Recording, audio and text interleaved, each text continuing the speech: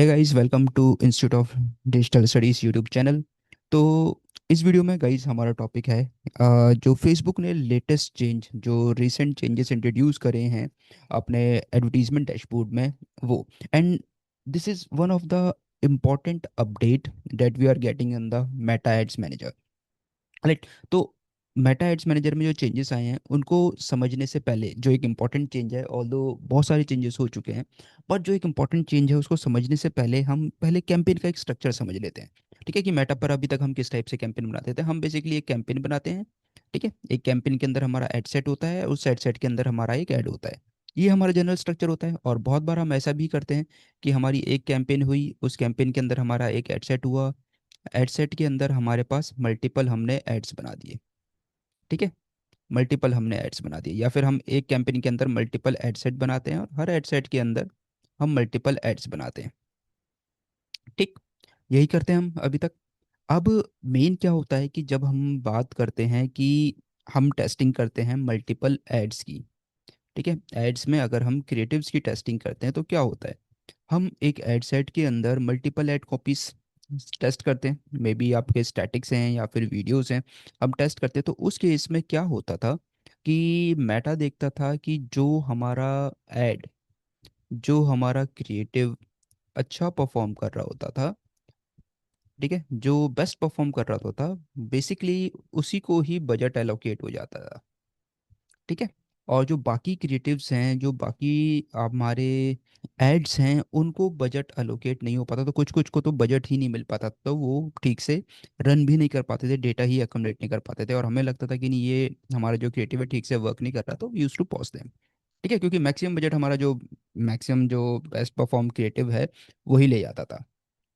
अब इसी चीज को अगर आज हम देखें तो आज हमारे पास जो मेटा ने नया अपडेट किया है, वो ऑप्शन है कि जहाँ पर हम अगर एक ऐड के अंदर, एक एड सेट के अंदर स्पेसिफिकली, अगर मैं 5 क्रिएटिव्स बना रहा हूँ, 5 एड्स अगर मैं अपलोड कर रहा हूँ, तो now what I can do is I can allocate a separate budget to each creative.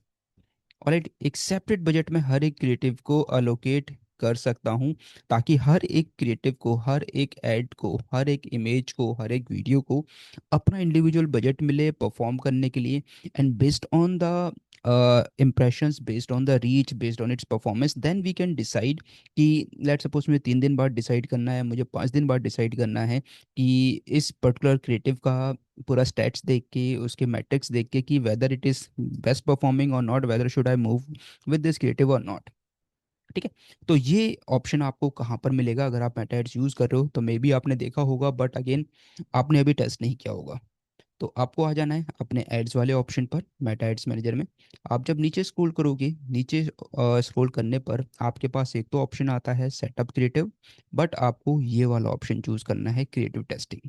ठीक है, तो अगर आप देखोगे, this test is conducted in your existing campaign so you can continue to run top performers with delivery system learning retain when it ends. तो जो भी आपका टॉप परफॉर्मिंग कैंपेन है, आप उसी के अंदर इसको टेस्ट कर सकते हो। ठीक है, let's come here to set up the testing. अब यहाँ पर देखो, यहाँ पर ये पूछ रहा है आपसे कि कितने टेस्ट एड्स आप क्रिएट करना चाहते हो। तो let suppose I want to create 5 ads. Right, 5 अलग अलग एड्स को मैं सेटअप करना चाहता हूँ। मेरा डेली बजट अभी मैंने 800 रुपीज़ रखा है, और मैं हर एक एड सेट को कितना अमाउंट पे करना चाहता हूँ, कितना अमाउंट जो है वो एलोकेट करना चाहता हूँ। ठीक है, तो लेट सपोज मैं 160 रुपीज़ हर एक एड सेट को एलोकेट करना चाहता हूँ। कब तक मैं टेस्ट चलाना चाहता हूँ, I want to run it for 5 days. ठीक, और उसके बाद मैं किस पर्टिकुलर मैट्रिक पर इसको टेस्ट करूंगा। तो here you have to check कि आप सीपीएम पर चेक करोगे, या फिर कॉस्ट पर परचेज पर, या cost per lead generation per, cost per registration, cost per thank you. So there are lot of matrix on which you want to test these creatives based on the individual budget you are allocating to them. ठीक है, तो let suppose what I want to do is cost per lead per मैं test करना चाहता हूँ कि better कौन सा क्रिएटिव मेरे लिए वर्क कर रहा है, जो बेटर कॉस्ट पर लीड मेरे लिए लेकर आ रहा है, कम कॉस्ट पर लीड लेकर आ रहा है, और अच्छा परफॉर्म कर रहा है मेरे लिए।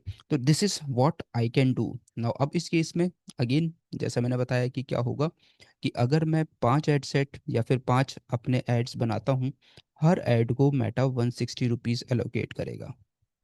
ठीक है, हर ऐड को 160 रुपीज़ एलोकेट करेगा। तो उस केस में क्या होगा कि हर एक ऐड को परफॉर्म करने का मौका मिलेगा। हर एक ऐड को परफॉर्म करने का मौका मिलेगा। जब हर एक ऐड परफॉर्म करेगा, हर एक ऐड यूज़र तक पहुंचेगा, then we will come to know the actual picture, कि एक्चुअली वो क्रिएटिव जो हमें अच्छा नहीं लग रहा था, क्या वो सही में अच्छा नहीं है, या फिर वही बेस्ट परफॉर्मिंग क्रिएटिव है।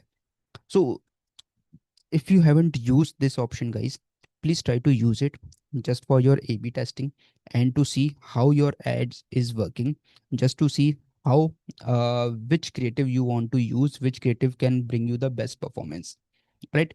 So guys, अगर आप भी ऐसा एडवांस डिजिटल मार्केटिंग कोर्स में मतलब अपने आप को अपग्रेड करना चाहते हो, सीखना चाहते हो, लेटेस्ट अपडेट से आप अपडेट रहना चाहते हो, तो please follow institute of digital studies YouTube channel.